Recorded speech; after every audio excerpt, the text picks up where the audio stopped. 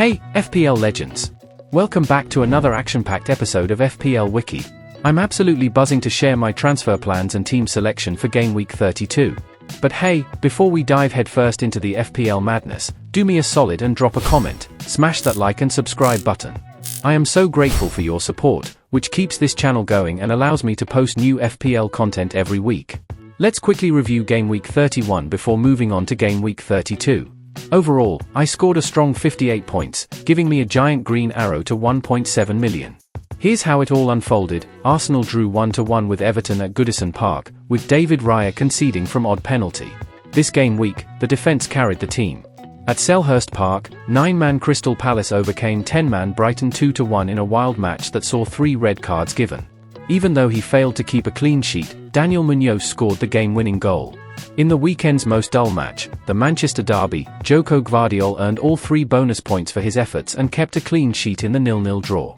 Tino Livramento recorded a clean sheet, assisted, and earned 2 bonus points for a total of 11 points in Newcastle's 3-0 victory over Leicester City at King Power Stadium. It has paid off to go for him rather than Kieran Trippier or Dan Burn.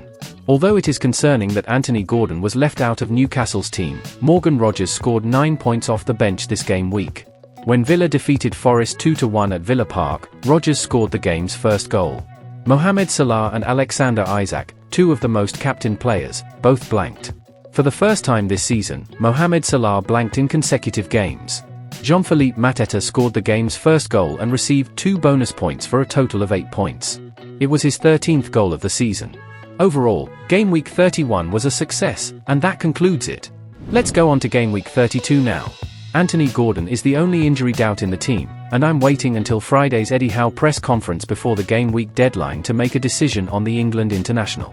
If he gets ruled out for the double game week, Mikel Merino is the player I'm targeting to replace him in my team. With that being said, I'm planning on holding on to the Newcastle forward, and this is how the team will line up for Game Week 32. David Raya is in goal. I anticipate that Arsenal will play Brentford with a highly rotated squad because they are still in the Champions League. I didn't double up on the Arsenal defence because of this. Raya won't be rotated, though, and I think Arsenal's number 1 is a better option than Alphonse Areola, who will play Liverpool at Anfield. In defence, we have Daniel Munoz, Joko Gvardiol, and Tino Livramento. Daniel Munoz is among the league's most attacking defenders. His 6.6 expected goal involvement ranks 3rd, behind Trent and Gvardiol. He has Newcastle and Manchester City away during the double game week. You'll likely be hoping for an attacking return more frequently than not over the next 2 game weeks due to Chris Richards' injury and Mark Guehi's suspension, which will keep him out of the City game. In midfield, we have Mohamed Salah, Bukayo Saka, Ismaila Sarr, and Anthony Gordon. Since it's difficult to predict which players will be rotated while the sides are still in European competitions, I'm starting Saka ahead of Rogers because the Arsenal forward was rested for the Everton match while Rogers played a lot of minutes for Villa against Forest. It's a tough choice between the two, and I may switch things up if the coaches give me any clues during their news conference. Although Ismaila Sarr blanked in Game Week 31, he has a double game week coming up and always plays 90 minutes. Since Eddie Nketiah is suspended, he will play for Palace up front when Mateta is subbed, who is managing minutes following his injury. In terms of projected points for double game week 32, Anthony Gordon leads all midfielders, above the likes of Murphy, Palmer, Salah, and Eze. The question is, did Eddie Howe save him from Leicester as a precaution, and will he be fit enough to play against United, or is he still not ready? As previously stated, I will make a decision following the press conference on Friday. Up front, we have Omar Marmoush, Jean-Philippe Mateta, and Alexander Isak. Similar to last season, when he only scored 4 goals in the first half and 9 goals so far in the second half, Jean-Philippe Mateta scored 2 goals in the first half of last season and 14 goals in the second half to end the season. He enjoys ending seasons on a high note, as you can see. He scored 10 goals from Game Week 32 onwards last season.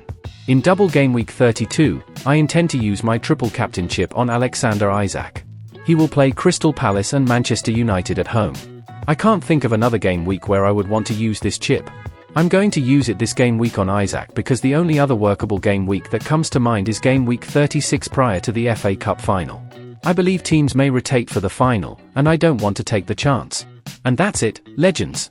Now it's your turn. Drop who you are triple captaining in the comments below. I can't wait to see your picks and strategies. Don't forget to follow me on X for live reactions and updates. Thanks for tuning in, and if you're new here, hit that subscribe button so you never miss out on the latest FPL tips, tricks, and drama. Catch you next time on FPL Wiki.